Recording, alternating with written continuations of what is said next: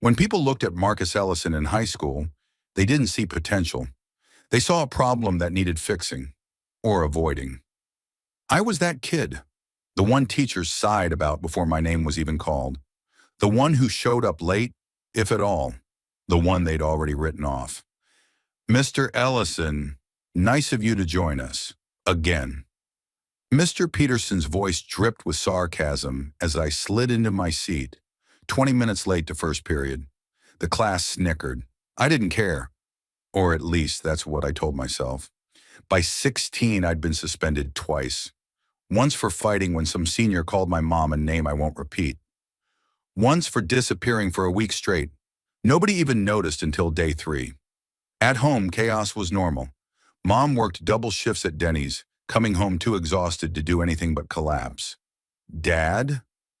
He walked out when I was 8, leaving a note that said, "You'll understand one day." 10 years later, I still didn't. The day everything changed started like any other. I was hiding behind the gym, skipping algebra, when a shadow fell across me. "Comfortable, Ellison?" I looked up to see Coach Halpern standing over me. Not just any teacher, the assistant principal. 5'4" of pure intimidation with a clipboard that never left her hand. Most teachers would have yelled, given detention, called my mom who couldn't leave work anyway. But Coach Halpern just stared at me with something worse than anger. Disappointment. "You're throwing your life away," she said quietly. "And for what? To look tough in front of the wrong people?" I shrugged, muttered something smart under my breath. But that night, those words followed me home. The next day, she was waiting for me. "You're mine after school, Ellison." "Detention? Can't. Got plans." "Not detention, conditioning, track field, 3:15. I laughed. "I'm not an athlete." "You're whatever I say you are for the next 2 hours. Skip it, and I'll have you suspended again. Your choice." That afternoon, I showed up, certain I'd do one day and find a way out. I had no idea those 2 hours would be the first step toward changing everything. Have you ever had someone believe in you when you didn't believe in yourself? Drop a comment below if someone saw potential in you when nobody else did. And if you want to find out what Coach Halpern did next that changed Marcus's life forever, hit subscribe and the notification bell right now. Move those feet, Ellison. "You're not just taking up space on my track." Coach Halpern's voice cut through the afternoon air as I dragged myself through my 5th lap. My lungs burned. My legs felt like concrete. It had been 3 weeks of this torture, and I hated every minute. Or at least that's what I told myself. "Why are you doing this?" I finally asked her one day, bent over, hands on my knees, gasping for air. She didn't look up from her clipboard. "Because detention doesn't work on you, and I'm not giving up on you yet." "Why not? Everyone else has." Her eyes met mine then. "That's exactly why." The next day she handed me a mop. "Gym needs cleaning. Saturday mornings, 8 a.m. I got you a job." I didn't ask for a job. You didn't ask for a lot of things, Ellison. Life doesn't care what you ask for. That first Saturday, I showed up late on purpose. Coach was waiting, arms crossed. 15 minutes late means you stay 15 minutes longer. I almost walked out, but something stopped me. Maybe it was knowing I had nowhere else to go. Maybe it was the fact that she was actually waiting for me when most people in my life didn't bother. The gym job became a routine. 4 hours every Saturday, mopping floors, organizing equipment, scrubbing locker rooms that reeked of teenage boy. It wasn't glamorous, but it was something. One Saturday, I overheard Coach Halpern arguing with another teacher in her office. "He's a lost cause, Brenda. You're wasting your time." "No such thing as a lost cause, Jim. Just people who got lost. His type always ends up in trouble. You can't save them all. Watch me try." I ducked away before they saw me, something tight forming in my chest.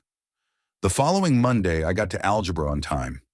Mr. Peterson nearly fell over in shock. I didn't suddenly become a model student. I still had my moments, but something had shifted. By month 3 of Coach Halpern's program, I could run 2 miles without stopping. My arms had definition from lifting equipment. For the first time in years, I slept without nightmares. "You're getting stronger," Coach said one day, not looking up from her clipboard. I shrugged. "It's just running. Not your legs, Ellison. Your character." That afternoon, I saw some seniors cornering a freshman behind the science building. The old Marcus would have walked past, not my problem. Instead, I found myself walking over. "Hey," I called out. "Back off him." The seniors turned, surprised. "Since when do you care, Ellison?" I didn't have an answer. I just stood there. Something of Coach Halpern's steel in my spine. They left eventually, muttering threats they wouldn't follow through on. The freshmen looked at me like I was some kind of hero. I wasn't. I was just tired of watching people get pushed around. When I showed up for Saturday cleaning the next day, Coach Halpern was reading a report. "Heard what you did yesterday," she said. I focused on filling my bucket with soapy water. Wasn't a big deal. Standing up for someone weaker is always a big deal. She set down her clipboard, a rare occurrence. "You know, Ellison, people are going to tell you who they think you are your whole life. The only voice that matters is the one in your head." I didn't know it then, but those words would save me later when everything else fell apart. By senior year, something impossible had happened. I hadn't been suspended once. My grades weren't honor roll material, but they were solid C's with a few B's. Teachers stopped flinching when I walked into their classrooms. The biggest change? I started believing I might have a future. One Tuesday after track practice, I'd actually joined the team officially, I stayed late in the school library. Not because I loved studying, but because I was filling out an application for Westside Technical College. Their electrical program didn't care about perfect grades. They wanted people who could work with their hands. "Need help with that?" I jumped, quickly covering the application. Coach Halpern stood behind me, that clipboard still glued to her hand. "Just homework," I lied. She raised an eyebrow but didn't push. "You've come a long way, Ellison." "Still got a long way to go." She almost smiled. "Almost. Don't we all?" That night when I got home, Mom was awake for once. She sat at our tiny kitchen table, still in her waitress uniform, counting tips. "You're home late," she said, not looking up. "Library, school stuff." She glanced up then, something like surprise crossing her tired face. "You're different lately." I shrugged, uncomfortable with her attention. "Not really." "No, you are." She hesitated. "Your father called." My heart stopped. "What?" "Wants to reconnect. Says he's changed." I laughed, bitter and sharp. People don't change. But even as I said it, I knew it wasn't true. I had changed. Because one person, Coach Halpern, decided I was worth the effort. The next day, I slipped my completed application into the mailbox. 2 weeks later, a letter came back. "Interview requested." For the first time in my life, I felt something dangerous. Hope. Someone stole Mr. Grayson's wallet. The words rippled through the hallway like a shock wave. Mr. Grayson, the principal's brother-in-law and head of the math department, was on a rampage, questioning everyone who'd been near the teacher's lounge that morning. I didn't think much about it until lunch, when conversation stopped as I walked into the cafeteria. Eyes followed me. Whispers trailed behind. "What's everyone's problem?" I asked Miguel, the only guy who'd sit with me regularly. He looked uncomfortable. "They're saying you took Grayson's wallet." "What? Why would they think that?" "You were cleaning the hallway outside the lounge this morning, right? For that gym credit?" My stomach dropped. I had been there. Mopping floors before a first period, part of my deal with Coach Halpern to make up gym credits I'd missed freshman year. "That's crazy. I didn't take anything." But it didn't matter what I said. By sixth period, I was called to the principal's office. Principal Warner sat behind his desk, Mr. Grayson standing beside him like an angry guard dog. Coach Halpern was there too, standing in the corner, face unreadable.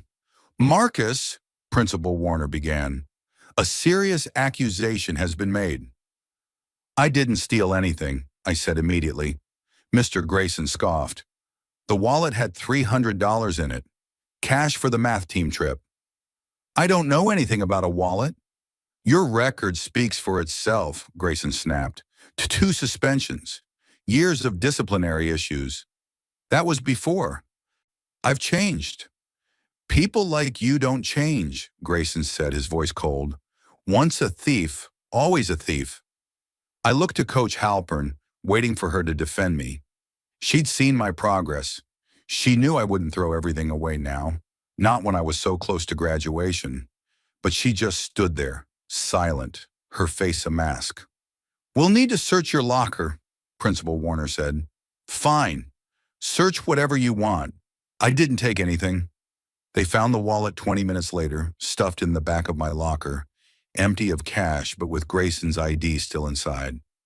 That's not possible, I whispered, staring at the wallet in the principal's hand. Someone put that there. I didn't.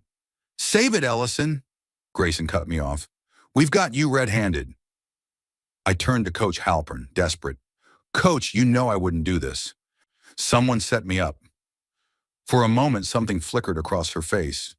Doubt, maybe. But then her expression hardened. Marcus, she said, her voice formal in a way it had never been before. The evidence is clear. In that moment, I felt something inside me break. The one person I thought believed in me, the one adult who had pushed me to be better, was turning her back when I needed her most. I didn't know it then, but things were about to get much worse. The board has decided to expel you, effective immediately. Principal Warner's words hit me like a physical blow. 2 weeks before graduation, my college application already submitted. Everything I'd worked for over the past year, gone. This isn't right, I said, my voice barely above a whisper. I didn't take that wallet. The evidence says otherwise, Warner replied, not meeting my eyes. We sat in the conference room, me on one side of the table, Warner and Mr. Grayson on the other, and Coach Halpern standing by the window, arms folded across her chest. Coach, I said, turning to her, tell them, you know me. You know I wouldn't do this. The room went quiet. For a moment, I thought she might speak up, defend me, tell them about my progress, my college application, the way I'd turned things around. Instead, she looked at me with cold eyes I didn't recognize. Sometimes the past catches up with you, Marcus, she said slowly. Maybe this is your lesson. The words cut deeper than any knife. In that moment, I understood what true betrayal felt like. Not my father walking out.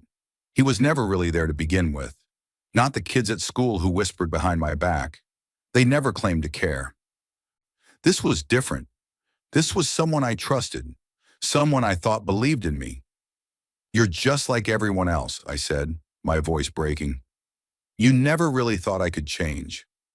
Something flickered across her face. Pain, regret, I couldn't tell. But she said nothing as security escorted me to clean out my locker. That night, I stuffed my clothes into garbage bags while Mom cried at the kitchen table. The acceptance letter from Westside Technical College sat on my dresser, mocking me. What was the point now? As I packed, I found the stopwatch Coach Halpern had given me when I joined the track team. Time yourself, she'd said, then beat it tomorrow. I hurled it against the wall, watching it shatter. In that moment, I made myself a promise.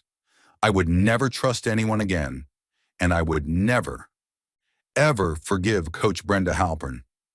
What I didn't know then was that promises made in anger have a way of shaping your entire future, for better or worse. The first year after expulsion passed in a blur of minimum wage jobs and cold nights. Dishwasher, gas station attendant, warehouse stocker. Nothing lasted more than a few months. I'd either get fired or quit before they could fire me. Mom tried to help, but I pushed her away too. Eventually she gave up, working even longer shifts to avoid coming home to my anger. By 19, I was sleeping in my car, a rusted Civic I'd bought for $800. I'd park in different Walmart lots, using their bathrooms to wash up before shifts. On good nights, I crashed on Miguel's couch, but his parents' patience wore thin after a while. "You need help, man," Miguel told me one night. "I need people to leave me alone," I shot back. The bitterness had become my identity, my armor, the story I told myself every night. I was alone because people couldn't be trusted, because the one person who should have stood up for me had betrayed me instead. I avoided anything that reminded me of my old life, drove the long way around to avoid passing the high school, changed the radio station when they mentioned track meets, walked out of a diner once when I saw Coach Halpern eating with another teacher. She didn't see me, I made sure of that. Rock bottom came on a Tuesday in December. I was 21, working a construction cleanup job, sweeping floors after the skilled workers finished. It was below freezing, and I'd been sleeping in my car for 3 straight weeks. The heater had given out days ago. That morning, my car wouldn't start. I walked 4 miles to the job site, arriving late and half frozen. "You're fired," the foreman said without looking up from his clipboard. "Can't have unreliable people." I stood there too numb to argue. As I turned to leave, an older man approached.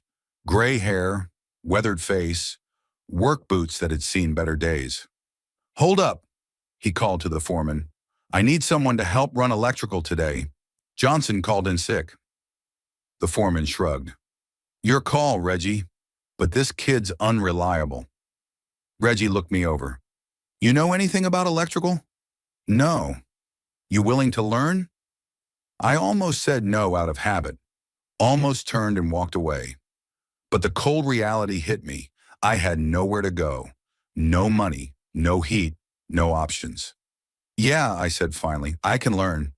"Good," Reggie nodded. "I don't care about your past.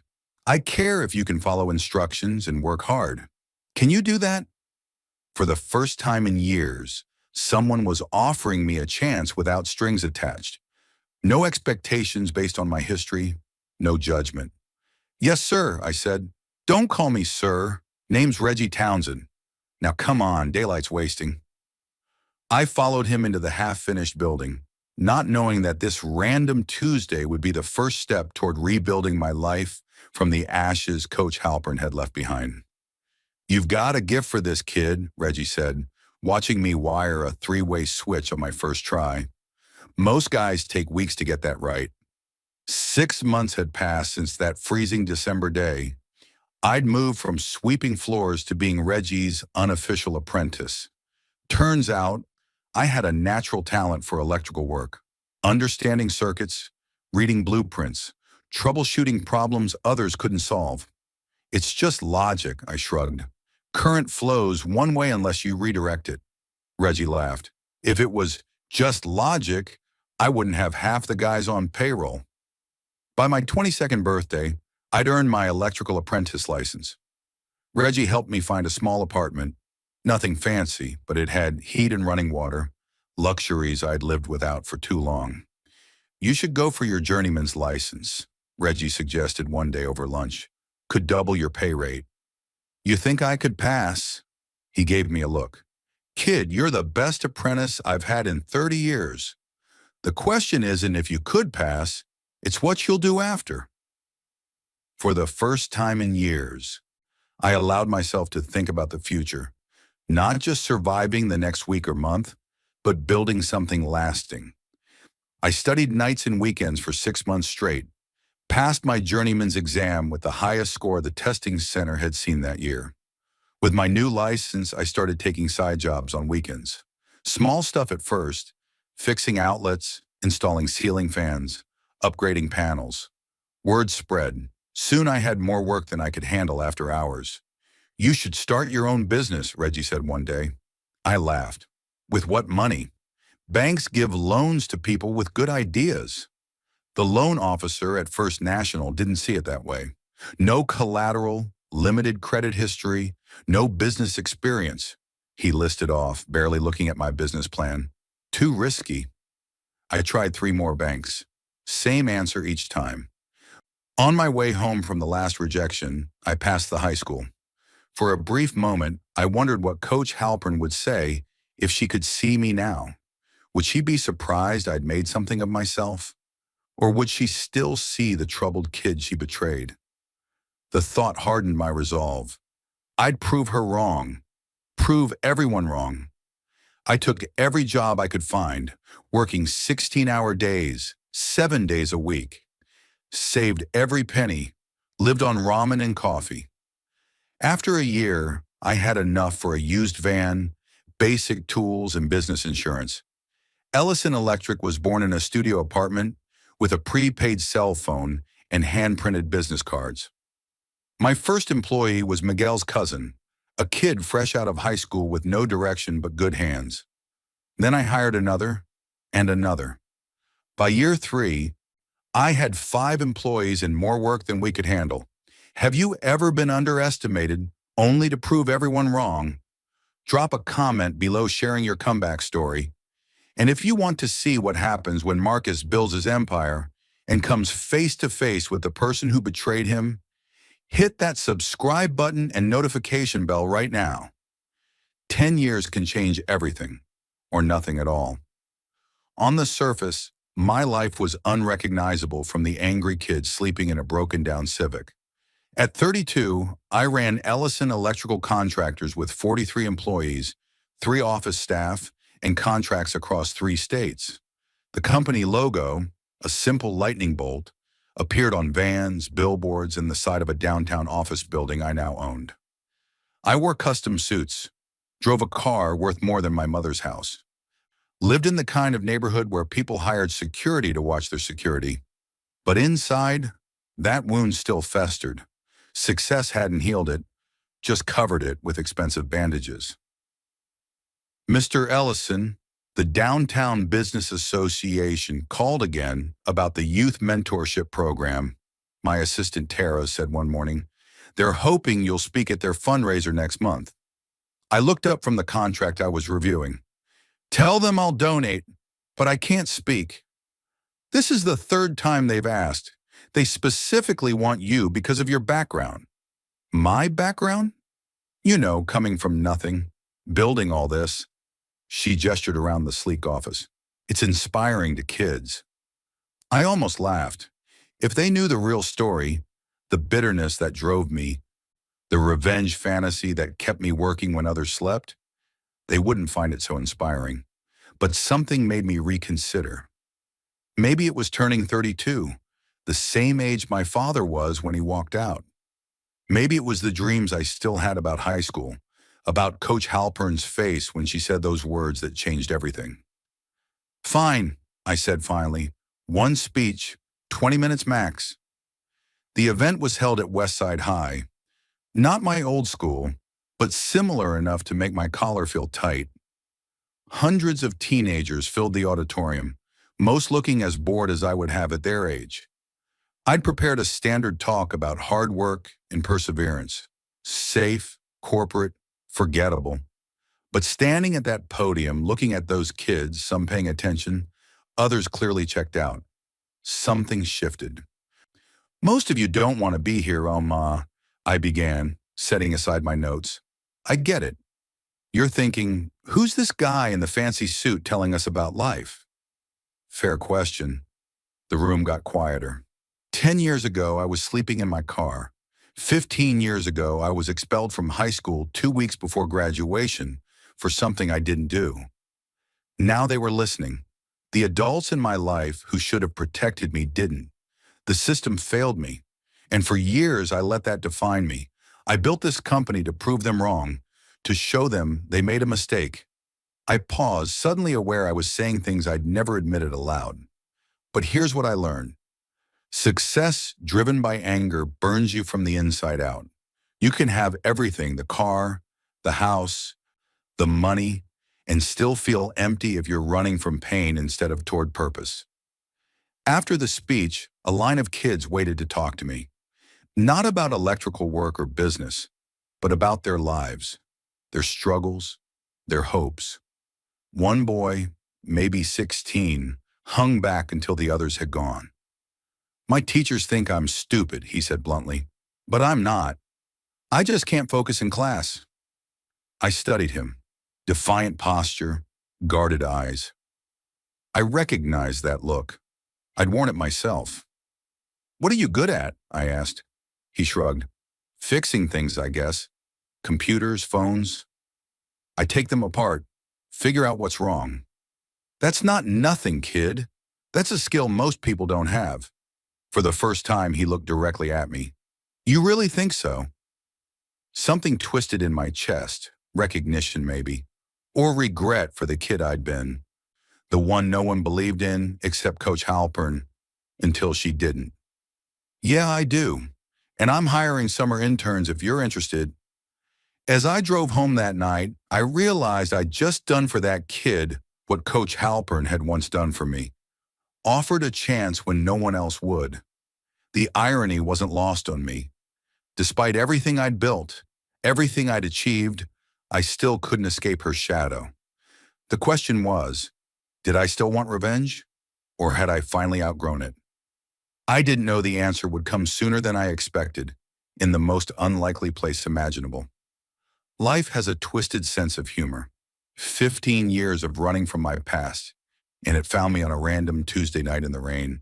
I was driving home from a late meeting with investors, a $2 million contract to wire a new hospital complex. The kind of deal that would have seemed impossible a decade ago. The kind of success I dreamed about throwing in Coach Halpern's face. My car, a black Mercedes that cost more than my mother's house, sputtered and died 3 blocks from downtown. Check engine light flashing, steam rising from the hood. Perfect, I muttered, pulling over near an alley behind the Westview Hotel. I called my assistant, but it went to voicemail. Too late for roadside assistance to arrive quickly. I popped the hood, rain soaking through my $1,200 suit. Whatever was wrong wasn't something I could fix on the side of the road. That's when I noticed movement by the dumpsters. A hunched figure in layers of worn clothes, sorting through bottles and cans in the dim light. Just another homeless person in a city with too many. I turned back to my car, ready to call a cab when the figure shifted. The streetlight caught their face. My heart stopped. Even with 15 years of hard living etched into her features, I recognized those eyes, the sharp cheekbones, the set of her jaw. Coach Halpern. She looked nothing like the intimidating woman who once ruled the school hallways with her clipboard and whistle. Her hair, once dark and always pulled back, was gray and matted. Her clothes hung from a frame that had grown too thin. But those eyes, the ones that once saw potential in me, were unmistakable, though now dulled by defeat. I stood frozen, rain streaming down my face as she continued sorting through trash, unaware of my presence. This was it, the moment I had imagined countless times. Coach Halpern at her lowest, while I stood successful, vindicated, the perfect revenge served cold. So why did it feel hollow? She turned slightly, reaching deeper into the dumpster, and saw me. Our eyes met across 15 years of pain and regret. Recognition dawned slowly on her face, followed by something worse than fear. Shame. Marcus, her voice was barely audible over the rain. Is that you? I couldn't speak, couldn't move. Why are you here? She whispered, pulling her tattered coat tighter, as if she could hide inside it. The irony was staggering.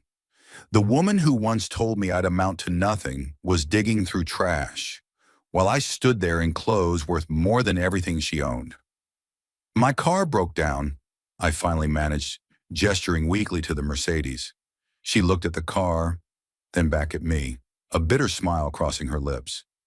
Looks like you did all right for yourself. Looks like you didn't, I replied, the words sharper than I intended. She flinched, then straightened her shoulders, a ghost of her former authority. I should go. Wait, I said, surprising myself. Are you living out here? Her eyes flashed with a familiar pride. I'm managing, but her trembling hands and hollow cheeks told a different story. 15 years of imagined confrontations, and now that it was happening, I had no idea what to say. The revenge I dreamed of felt empty in the face of her obvious suffering. "Please," she said softly, "don't tell anyone you saw me like this." "Coffee?" I pushed the mug across the table of the all-night diner. Coach Halpern wrapped her hands around it, soaking in the warmth. We sat in silence, the fluorescent lights harsh against her weathered face. She looked older than her years, probably mid-60s now, but she could pass for 75. "You don't have to do this," she said finally. "Do what?" "Pretend you care." Her eyes met mine. "I know you hate me." The directness was familiar. The Coach Halpern I remembered never sugarcoated anything. "I did hate you," I admitted. "For years." She nodded, accepting this as her due. "I don't blame you. What happened to you?" The question came out before I could stop it. She stared into her coffee. "Life. Bad choices.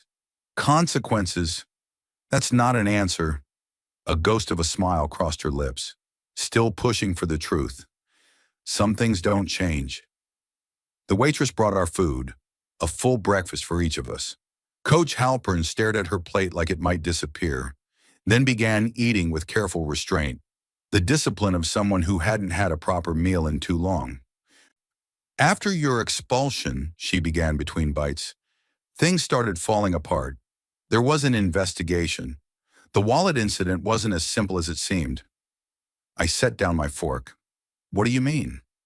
"The teacher who accused you, Mr. Grayson, he was the principal's brother-in-law.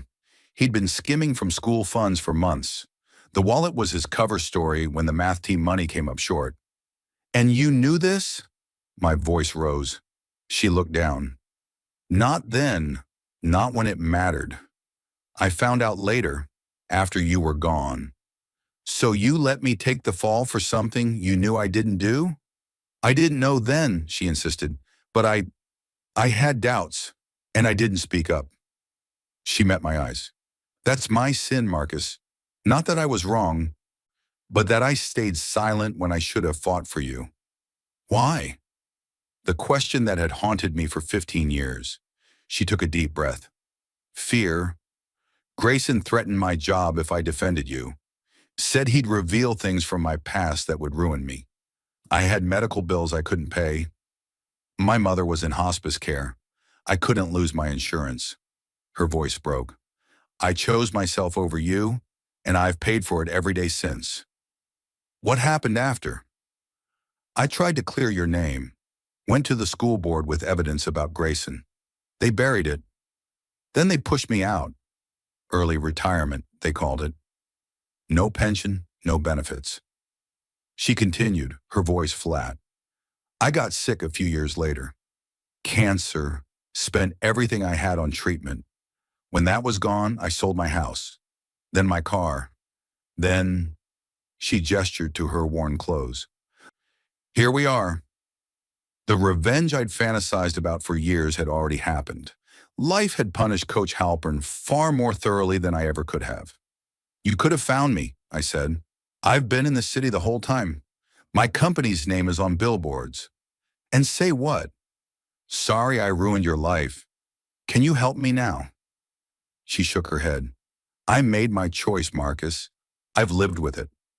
I studied her face, the woman who had once been the most powerful figure in my young life, reduced to digging through trash. The woman who had believed in me, then betrayed me, then apparently tried to make it right too late. "Did you ever think about me?" I asked. "Wonder what happened to me?" Her eyes filled with tears. "Every day, every single day." "I have something to show you," Coach Halpern said, reaching into her tattered backpack, the kind of bag that held everything she owned in the world. We'd been sitting in that diner for nearly 2 hours. The waitress had refilled our coffee cups 4 times, giving us curious looks. Me in my expensive suit, Coach in clothes that hadn't been washed in weeks. She pulled out a plastic bag, the kind you get from a grocery store. Inside was a yellowed newspaper clipping, protected in a Ziploc bag despite her otherwise desperate circumstances. She handled it like it was made of glass. "I've carried this for 15 years, she said, sliding it across the table. I unfolded the brittle paper carefully. It was from the local newspaper dated 3 months after my expulsion. The headline made my heart stop. Local teacher forced to resign amid false allegations. Source reveals cover-up. The article detailed how an anonymous source had provided evidence that Mr. Grayson had stolen funds from the math team account, then planted his empty wallet in a student's locker to cover his tracks. The student wasn't named, but I knew it was me. The article mentioned a faculty member who had tried to bring this information forward but was silenced by the administration. The faculty member was later forced into early retirement. "You tried to clear my name," I said, my voice barely audible. Coach Halpern nodded. "Too little, too late. By then you were gone. No one knew how to find you." "But you kept this, all these years." "It was my penance," she said simply. A reminder of what happens when you choose safety over doing what's right. I read the article again, trying to process what it meant. For 15 years, I'd built my life around proving Coach Halpern wrong, showing her and everyone else that I could succeed despite their betrayal. I'd nursed that anger, let it fuel me through the hardest times. But she hadn't betrayed me out of malice. She'd been trapped in the same broken system, making an impossible choice between her livelihood and my future. "What happened after this was published?" I asked. "Nothing changed at the school. Grayson had connections. The principal buried the story." She gave a bitter laugh. "But I lost everything anyway. Funny how that works." I folded the article carefully, my mind racing. The foundation of my anger, the story I'd told myself for 15 years, was crumbling. "I don't expect your forgiveness, Marcus," she said quietly. "I just wanted you to know I tried. Not when it mattered most, but I tried." I looked at her, really looked at her. Beyond the dirt and desperation, I saw the woman who had once made me run laps instead of serving detention, who had found me a job cleaning the gym, who had seen something in me when everyone else had given up.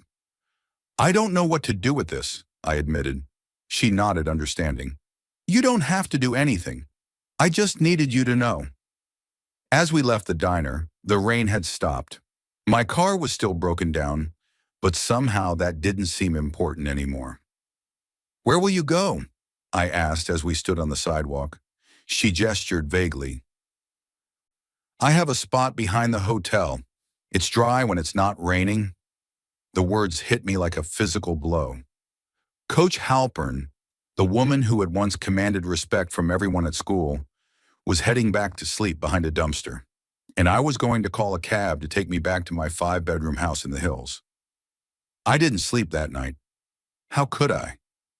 I lay awake in my king-size bed, staring at the ceiling, thinking about Coach Halpern curled up behind a dumpster less than 5 miles away.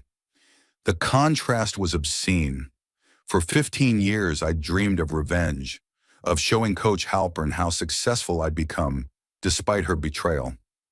In my darkest moments, I'd even imagined her suffering, regretting what she'd done to me.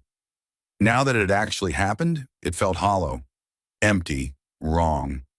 By morning, I still hadn't decided what to do. Part of me wanted to help her, the same part that remembered how she'd once helped me. But another part, the wounded, angry part, whispered that she deserved her fate, that this was justice. "You have a meeting at 9, my assistant reminded me when I arrived at the office. I nodded, distracted. "Cancel it. Cancel everything today." Instead of working, I drove around the city thinking. I passed my old high school, now renovated with a new wing. I drove by the apartment building where I'd grown up, where my mother had worked double shifts to keep a roof over our heads. I ended up at the hotel where I'd found Coach Halpern. The alley was empty now, but her few possessions were tucked behind the dumpster. A tarp, some cardboard, a plastic bag of clothes. She was gone, probably looking for cans or a day labor job. I sat in my car, watching the alley for hours. Around dusk, she returned, looking even more exhausted than the night before. She didn't see me as she settled onto her cardboard, wrapping the tarp around herself against the evening chill. I could drive away. Forget I ever saw her. Go back to my life of success built on the foundation of proving her wrong. Or I could do something else. Before I could change my mind, I got out of the car and walked toward her. She looked up, startled, then wary. Marcus, what are you doing here? I didn't answer directly. Instead, I held out an envelope. What's this? She asked, not taking it. A key and an address. It's a small apartment on the east side. Nothing fancy, but it's clean, safe. The rent's paid for a year. She stared at the envelope like it might bite her. I don't need your charity. It's not charity, I said. It's a start. Why would you help me after what I did? I thought about it for a long moment. Because once upon a time, you helped me too, even if you got it wrong in the end. She looked up at me, eyes glistening in the dim light. I don't deserve this. Maybe not, I agreed. But I'm not doing it for you. I'm doing it for me. What do you mean? I've spent 15 years letting anger drive me, building my life around proving you wrong. And it worked. I'm successful, respected, wealthy, but I'm also alone, bitter. I don't want that anymore. I placed the envelope on her cardboard. Take it or don't. That's your choice. But I'm done letting what happened between us define my life. I turned to leave, feeling lighter than I had in years. Marcus, she called after me. Thank you. I nodded without turning around. Don't thank me yet. The apartment comes with a condition. What's that? Now I did turn, meeting her eyes. You have to start over. Really start over. Get help. Find purpose again. At my age, she asked, a hint of her old fire returning, what could I possibly do now? That's for you to figure out, I said. But I think you still have something to offer the world. You once saw potential in me when no one else did. Maybe it's time you saw it in yourself. As I walked back to my car, I realized something surprising. I didn't forgive her. Not completely, but I was finally free of the need for revenge. And somehow, that felt better than any revenge could have. I don't need your money, Coach Halpern said weakly, still clutching the envelope I'd given her. We stood in the empty apartment I'd rented. One bedroom, basic furniture, nothing fancy but clean and safe. A world away from the alley behind the hotel. It's not money, I replied. It's a start. She looked around the small space like she couldn't believe it was real. Her fingers traced the edge of the kitchen counter, the back of the couch, the door frame to the bedroom, as if confirming they wouldn't disappear. Why are you really doing this? She asked, her voice steadier now. Is it to make yourself feel better? To show how much better you are than me? The question stung because part of me wondered the same thing. Was this just another form of revenge, showing her my generosity, making her dependent on me? I don't know, I admitted. Maybe. Or maybe I'm tired of carrying around all this anger. She nodded slowly. I understand anger. It's been my companion too. At me? At myself. She sat on the edge of the couch, suddenly looking every one of her years. For failing you, for being a coward when it mattered. I remained standing, uncomfortable with her vulnerability. This wasn't how I'd imagined our confrontation all these years. There's food in the fridge, I said, changing the subject, and clothes in the bedroom. Nothing fancy, but they're clean. I can't accept all this. You can, and you will. My voice hardened. Because if you go back to that alley, then everything, my success, your suffering, it was all for nothing. Her eyes flashed with something familiar, that Coach Halpern steel I remembered from high school. Don't use me for your redemption story, Marcus. I almost smiled. Even now, homeless and desperate, she wouldn't be a passive character in someone else's narrative. Then write your own story, I challenged, but do it from here, not behind a dumpster. She was quiet for a long moment. What's the catch? No catch, just a condition. I pulled a business card from my pocket and placed it on the coffee table. This is a counselor, and this, I placed another card beside it. is a community college advisor. See both within the next week. You think I need therapy? I think we both do. Difference is, I can afford it. She picked up the cards and studying them. And the college advisor? You were a teacher. Maybe you still have something to teach or learn. At my age is just a number, coach. Isn't that what you used to tell us when we complained about running laps? A ghost of a smile crossed her face. You actually listened to those speeches? I pretended not to, but yeah, I heard every word. As I turned to leave, she called after me. Marcus? I paused at the door. I don't deserve the second chance. I looked back at her, this woman who had once been so powerful in my life, now humbled but still proud. None of us deserve our second chances, coach. That's why they're called grace. 6 months passed before I heard from Coach Halpern again. I'd checked on the apartment a few times, confirming with the building manager that she was still there, still paying utilities with the account I'd set up. But I'd kept my distance, unsure what came next in our complicated story. Then one morning, a letter arrived at my office, handwritten on simple stationery, not email or text like most communication these days. Dear Marcus, it began, you once asked if I ever thought about you after you were expelled. The truth is, I thought about you every day. You were my greatest failure and my most important lesson. I sat back in my chair, surprised by the directness. I've spent these months putting my life back together, piece by piece. It hasn't been easy. Pride is a hard thing to swallow, especially when you've lost everything. But I'm trying. I've been seeing the counselor you recommended. Turns out I've been punishing myself for years, not just for what happened with you, but for a lifetime of choices made from fear rather than courage. I've also been taking classes at the community college. Not teaching, learning, computer skills mostly. It's humbling to be the oldest student in the room, but there's freedom in starting over when you have nothing left to lose. I don't expect your forgiveness, Marcus. What I did or failed to do changed the course of your life, but I want you to know that your act of kindness changed mine. You taught me forgiveness more than I ever taught you discipline. With gratitude, Brenda Halpern. P.S. I've enclosed something I think you should see. I turned the envelope over and a small newspaper clipping fell out, different from the one she'd shown me at the diner.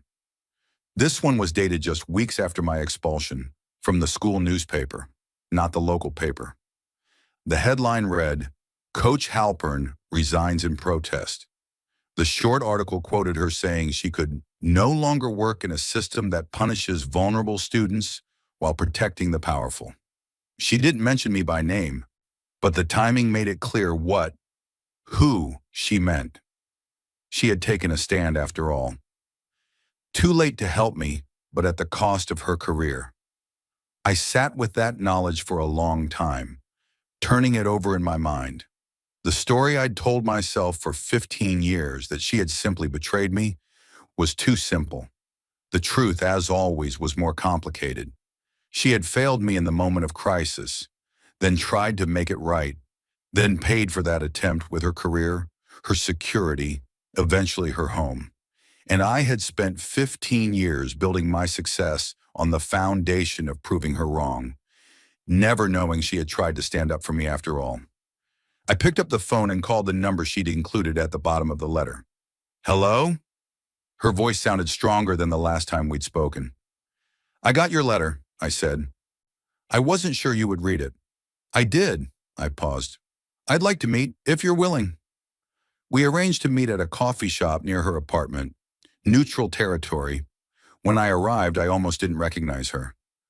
Gone was the desperate woman from the alley. In her place sat someone who resembled the Coach Halpern I remembered, hair neatly combed, clothes simple but clean, back straight, eyes clear. You look well, I said, sitting across from her. I feel better, she replied carefully. Not well, not yet, but better. Your letter surprised me. Which part? The newspaper clipping. You resigned in protest. She nodded. For all the good it did. No one cared about an assistant principal's moral stand. I would have cared, I said quietly. If I'd known. Would it have changed anything for you? I considered the question honestly. I don't know, maybe not then, but later. It might have changed how I thought about what happened. About you. She sipped her coffee. We can't change the past, Marcus. God knows I've tried. No, I agreed, but maybe we can change what happens next. Marcus Ellison, everyone! The crowd erupted in applause as I stepped onto the stage at the Youth Empowerment Conference. 1 year had passed since that rainy night when my car broke down behind the Westview Hotel. 1 year since I found Coach Halpern digging through trash. 1 year of slowly rebuilding a relationship I never thought could be repaired. As the applause died down, I adjusted the microphone and looked out at the sea of faces. Most were teenagers, some attentive, others scrolling on phones, a few whispering to friends. But in the back row, one face stood out. Coach Halpern sat straight-backed in a simple blue blazer, her hair now cut short and neatly styled. She nodded slightly, encouraging me without words. Most success stories you hear follow a simple pattern. I began. Hardship, hard work, then triumph. But real life is messier than that. Sometimes the people who hurt us also help us. Sometimes our greatest failures lead to our biggest breakthroughs. I told them my story, not the sanitized version I'd used at business functions, but the real one. The angry kid, the teacher who believed in me, then betrayed me. The years of homelessness, the chance meeting with Reggie, building my company from nothing. Then I told them about finding Coach Halpern behind that hotel. About learning she tried to clear my name too late, about the choice to help her instead of walking away. For 15 years, I built my success on proving her wrong, I said, gesturing toward the back of the room. I didn't realize she was also trying to make things right. We were both trapped in the same story, seeing only our own pain. Coach Halpern remained still, her eyes never leaving mine. The hardest lesson I've learned isn't about business or money or success, I continued. It's that holding on to anger only punishes you. And forgiveness isn't about excusing what happened. It's about freeing yourself from its power over you. After the speech, a line formed of kids wanting to talk. I noticed Coach Halpern hanging back, waiting. When the last teenager left, she approached the stage. Not bad, Ellison, she said, a hint of her old authority in her voice. Though you still talk too fast when you're nervous. I laughed. Some things never change. And some things do. She handed me a folder. I wanted you to see this. Inside was a certificate of completion from the community college, a counseling assistant program, and a letter offering her a part-time position at a youth center working with at-risk teens. You're counseling kids now? I asked, genuinely surprised. Who better to help them than someone who failed them once? She shrugged. I know what not to do. We walked together toward the exit, an odd pair, the successful businessman and the former teacher starting over in her 60s. I have something for you too, I said, reaching into my jacket pocket. I pulled out a small box and handed it to her. She opened it carefully. And inside was a whistle on a lanyard, identical to the one she'd worn every day at school, the one I'd thrown against the wall the night I was expelled. You kept this all these years? She asked, voice thick with emotion. No, I broke the original. This is new. I paused. But it means the same thing, someone who pushes others to be their best. She held the whistle tightly, blinking back tears. I don't deserve this. It's not about deserving, Coach. It's about starting over. As we reached the parking lot, a teenage boy approached us, the same one I'd offered an internship to after my speech at Westside High a year ago. Mr. Ellison, he said nervously, I finished the training program. They said you wanted to see me? I did. I turned to Coach Halpern. Coach, this is Darius. He's got a gift for electronics that reminds me of someone I used to know. She smiled, understanding immediately. Nice to meet you, Darius. Darius needs a mentor for his senior project, I explained. Someone who understands troubled kids with potential. Know anyone who fits that description? Coach Halpern's eyes widened. You want me to, if you're willing, I nodded. Full circle. She looked at Darius, then back at me. The boy who had once been her project, now a man offering her a chance to make things right. Not by erasing the past, but by creating a better future. I'd be honored, she said finally, extending her hand to Darius. But I warn you, I don't accept excuses. That's what Mr. Ellison said you'd say, Darius grinned. As I watched them talk, I realized something profound. The boy everyone said would never make it had not only succeeded, he'd found something more valuable than revenge. He'd found peace, and in helping the person who once hurt me, I'd finally healed the part of myself that had been broken that day in the principal's office 15 years ago. Sometimes life brings people full circle, not for revenge, but for redemption. If this story touched you, hit that subscribe button right now. We share powerful stories of betrayal, redemption, and justice every week that will make you think about your own life differently. Don't miss our next video about a mother who discovered her husband's secret family, and what she did next shocked everyone. Subscribe now and join our community of truth seekers who believe in second chances and real justice.